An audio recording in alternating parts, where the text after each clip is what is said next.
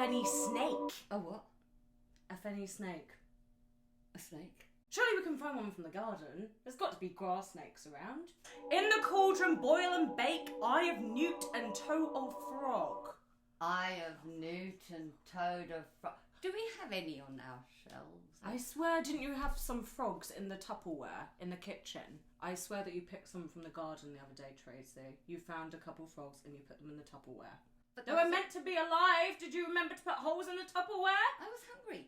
Again, eating ingredients that are meant to be for our recipe for Halloween. Okay.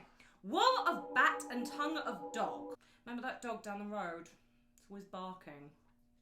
But he likes meat, so you barks at. Adder's fork and blindworm's sting. Blindworm's sting. Adder's what? Lizard's leg and howlet's wing. Wolves don't have wings. No, they do not. What else has got to go in this thing? Cool it with a baboon's blood. Baboons? We don't live anywhere near baboons. Then the charm is firm and good. Baboon's blood. You know, there's emphasis there. It says here twice. Well, if we want some children for Halloween dinner, we better get on this and go get us some fenny snake. Tracy, I've gained some weight. It's definitely going to break this time. I want children for Halloween. I'm going for my fenny snake.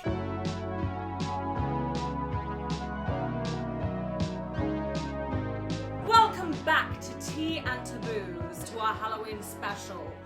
Horrible traditions and superstitions. Cake? You don't know that if there really was witches and stuff like that why wouldn't they just turn all of those people complaining about them into toads or frogs, you know, zap, zap, double tap, boom. As opposed to kissing them and turning them into a prince.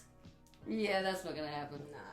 It's interesting to see how far witch and paganism and all of the witch culture rooted back to. Well, I heard that it originally came from Denmark and then it sprouted to England and then it found its way to America. And I found an interesting story in the 1600s. There was a man known as Matthew Hopkins who was the witch finder general, and he had certain ways to tell if people were witches or not. He would do this horrible thing where he would take a woman and it was almost a spectacle. He would take a woman and he had this thing called the witch pricking device, and it was essentially like some type of tool, maybe a knife, and he would go around like just stabbing the woman or pricking her in certain areas of her body, and if they had not bled enough or if there was like no blood coming out, then she was a witch. Weird stuff like that he would do to women, like torture them basically. Well, I know they do kind of say that they were old women. It was attacked the old woman, the different people. What was it our Elra was saying about the patriarchy? Yes. It was men being jealous of women, or other women being jealous that somebody else had the man and that they wanted.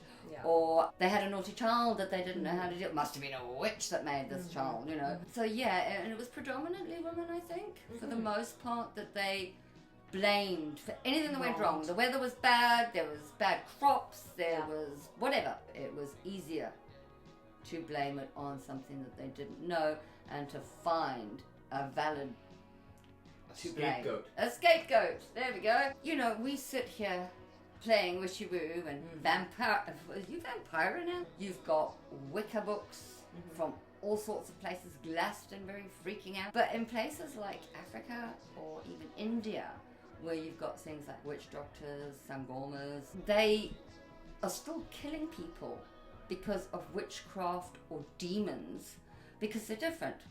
For example, an albino person in Africa would be seen as perhaps demonic, or they might actually see them as, in Africa, their magic derives from muti. Now this muti is made up from bones, animals, generally plants, whatever. But on occasion, children, babies, albinos are very targeted people to kill. For that type of magic. For that kind of muti magic. And it just comes from pure, we don't know the science behind it, so You've got to be a demon. You've got to be a witch. You've got to be this. You take a look at all the people in Jamaica or your voodoo people. What's that Mexican Day of the Dead? Day of the Dead. Day of the Dead. Yes. I kind of love that that's kind of a celebration though. I feel it's really interesting to not celebrate death, so to speak, but to accept death and that it's part of life and that it's part of an end. And Halloween is the Day of the Dead or the Hours of the Dead, and of course for the Christians, of course, it's Saints' Day the next day. It's crazy to think that still happens these days, though, in certain parts of the world. You know, we all take fun out of it and pleasure and enjoy it because at the time of the year when a lot of it's celebrated, it's winter for some, so they're trying to do something, and for others it's summertime to party. But here's the thing, we as British took our Christian religions over there, and while they'd had witch doctors and sangomas long before we came along, because I think traditionally in Africa and possibly in India as well, that these things predated the religion, unlike the Europeans who took their witchcraft with them to America. Unfortunately, I don't know enough about Native Americans, so... Well, I'm Native Canadian, so our tribe and the culture that we believe in, we have this predominant theme of tricksters, and they appear in different forms. For example, you've got Coyote is a trickster.